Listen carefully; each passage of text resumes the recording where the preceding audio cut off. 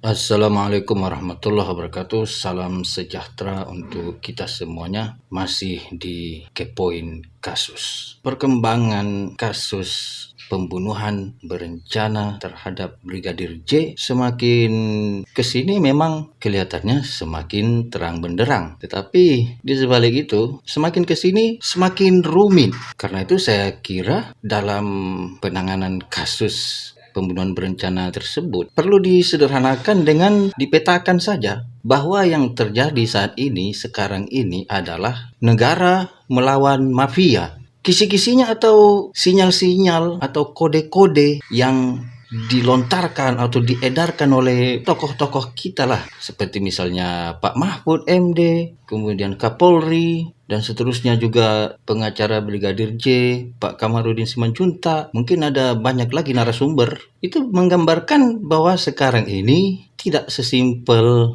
hanya kasus pembunuhan, tetapi di balik itu mulai terasa bahwa ini adalah sebuah perang antara negara melawan mafia.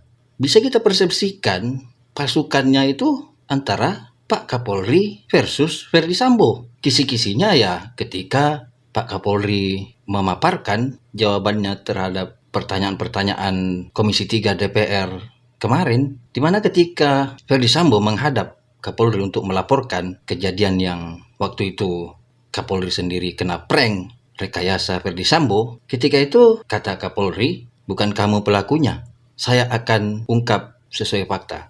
Begitu kalau nggak salah apa yang dikatakan oleh Kapolri kepada Verdi Sambo. Itu bisa kita persepsikan sebagai genderang perang antara Kapolri dengan Verdi Sambo. Dalam hal ini kita berprasangka baik terhadap Kapolri. Walaupun setelah ada laporan dari Verdi Sambo, ada tenggang waktu 3 hari. Sampai kemudian pada tanggal 12 baru Pak Kapolri membentuk tim sus. Karena memang bisa jadi Kapolri sendiri perlu melakukan siasat, di mana kubu dari Verdi Sambo ini tidak sedikit. Dan itu terbukti ketika RDP dengan DPR waktu itu sudah sekitar 97 orang yang diperiksa oleh tim sus.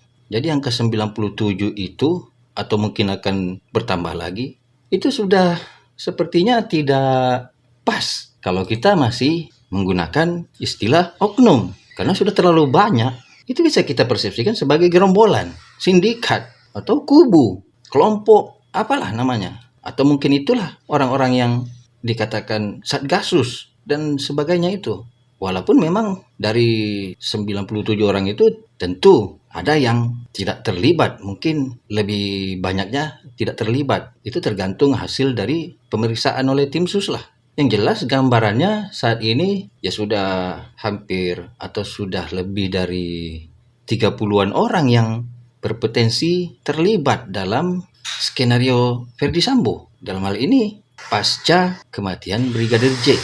Walaupun momentum ini akan lebih dikhususkan untuk menyelesaikan kasus pembunuhan Brigadir J, tetapi ini adalah bisa dikatakan sebagai perlawanan awal terhadap mafia itu, yang bisa dikatakan kubunya itu atau pasukannya itu dipimpin oleh Verdi Sambo, sementara negara dipimpin atau dikomandoi oleh Pak Kapolri sendiri. Jadi ini sedang berhadapan dua pasukan, antara pasukan negara dan pasukan mafia. Kisi-kisinya ya di antara lain ada istilah merah putih. Kita juga dengar ketika RDP di DPR ada istilah merah putih. Oh, Pak Ano itu merah putih, Pak ini merah putih. Apa maksudnya? Masih taat kepada negara, masih membela negara. Ya kalau tak merah putih berarti musuh negara, mafia. Pak Mahfud MD memberikan isyarat bahwa Pak Kapolri berhadapan dengan masalah yang tidak mudah karena Verdi Sambo mempunyai kekuatan. Sampai dikatakan kerajaan, kekaisaran, di mana menandakan bahwa Verdi Sambo memiliki pasukan yang banyak di dalam tubuh Kapolri itu sendiri yang setia kepada Verdi Sambo sebagai apapun dia, baik sebagai kadif propam atau sebagai apa, sindikat atau janji setia apapun terhadap Verdi Sambo, dan tentu saja masih ada di atasnya Verdi Sambo itu. Ya kita bisa lihat juga bocoran dari Verdi Sambo sendiri ketika menyebarkan suratnya itu yang kononnya minta maaf. Di situ ada kata senior.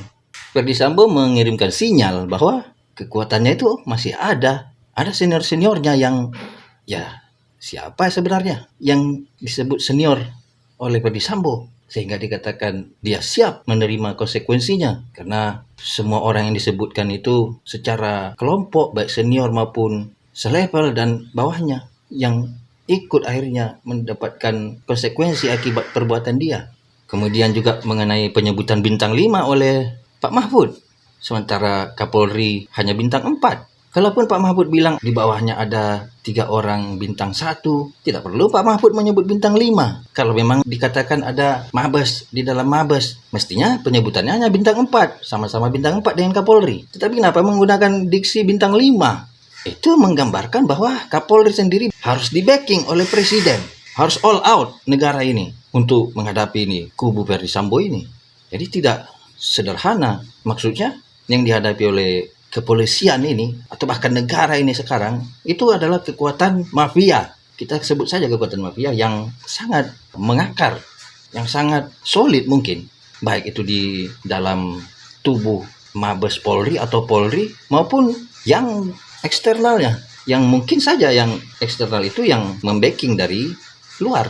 Ya itulah sampai ada penyebutan bintang 5 dan sebagainya itu, kaisar maupun apa. Kemudian belum lagi apa yang disampaikan oleh Pak Kamarudin Simanjuntak tentang adanya bintang 3 yang takut, bintang-bintang lain lah yang katanya dikasih barang bukti pun takut, dikirimi bukti takut.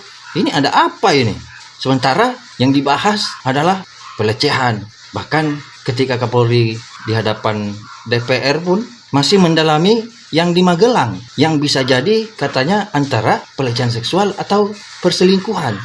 Jadi ini Brigadir J sudah dibunuh secara keji, secara suka-suka. Sudah meninggal Brigadir J itu terus dibunuh karakternya. Dan kita ini masyarakat Indonesia ini khususnya bisa terjebak, diajak untuk masuk ke dalam persepsi tentang motif ini yang sudah jelas padahal, di mana laporan Ibu PC sudah ditolak mengenai pelecehan yang di Duren 3. Karena itu dikatakan rekayasa. Lalu pindah ke Magelang yang kualitasnya justru lebih lemah dari Duren 3. Lalu berkasnya sudah dilimpahkan ke kejaksaan, walaupun mungkin masih ada susulannya. Di satu sisi memang Polri dituntut menyelesaikan kasus ini secepat mungkin karena bla bla bla akan menghadapi pemilu, konsentrasi polisi harus apa. Tapi di sisi lain kita ini jangan terjebak kepada kepentingan atau hanya kepada kepentingan bagaimana Polri dikembalikan marwahnya. Kepercayaan publik, kepercayaan masyarakat tinggi terhadap Polri. Sementara kita lupakan seorang anak manusia, seorang Brigadir J, apapun kedudukannya, statusnya, polisi kayak masyarakat biasa kayak, ada seorang anak manusia yang mati dibunuh dan itu diotaki oleh seorang jenderal bintang 2. Atau kita tak perlulah bicara status, ada seorang manusia yang mati dibunuh secara berencana, lalu sekarang motifnya masih sekitar pelecehan atau selingkuh. Itulah yang mungkin akan dibawa ke pengadilan dan nanti akan sampai kepada persepsi bahwa motif tidak penting. Ya kacau, beginilah. Mungkin saya salah satu contoh salah seorang masyarakat Indonesia ini yang menerima informasi beragam itu dan gambarannya beginilah pemahamannya. Apa yang sedang dipahami oleh masyarakat sekarang ini. Saya tidak merasa mewakili siapapun, tapi mungkin ada kesamaan lah secara umum. Tapi dari kekacauan pemikiran masyarakat, mungkin kekacauan pemikiran para elit politik dan aparat, mungkin bukan tuntutan masyarakat juga sih. Tapi saya kira masyarakat tidak akan percaya tentang motif pelecehan atau perselingkuhan itu. Pada umumnya tidak akan percaya. Dan silakan saja masyarakat tidak akan percaya terhadap motif itu. Dengan kata lain, masyarakat tidak percaya dengan polisi, dengan Polri, ujung-ujungnya. Kemudian juga mengenai sidang kode etik yang di satu sisi mungkin sudah on the track atau sesuai dengan faktanya juga bahwa Polri sudah memecat seorang Ferdy Sambo, tetapi Ferdy Sambo masih banding. Yang jelas kalau keputusannya nanti misalnya Ferdy Sambo tidak dipecat, maka masyarakat tidak akan percaya kepada polisi.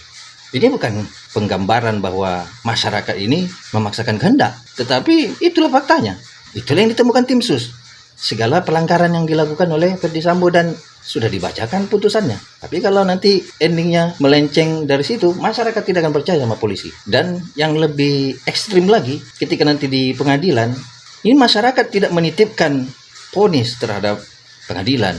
Tetapi kalau pengadilan tidak mampu memberikan vonis maksimal, masyarakat juga tidak akan percaya. Sekali lagi bukan karena memaksakan kehendak untuk menghakimi seorang Ferdy Sambo, tetapi karena faktanya sudah jelas. Jadi jangan ada yang ditutup-tutupi lagi gitu. Perang terbuka saja negara dengan mafia itu, siapapun dia. Atau kalau kasus ini bisa kita sedikit membuat lelucon, ya sebaiknya ganti motif lah yang masuk akal gitu, atau yang mengarah kepada adanya indikasi kekuatan mafia itu. Ya karena sudah sangat masif sebenarnya. Kalau kita lihat sampai 97 orang diperiksa, sampai mungkin dari 97 itu ya mungkin setengahnya yang terlibat.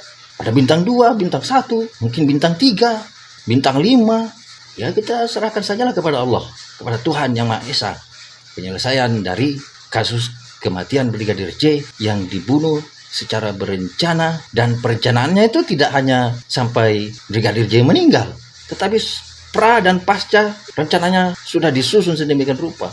Negara jangan takut kepada mafia. Atau jangan-jangan negara ini sudah dikuasai mafia.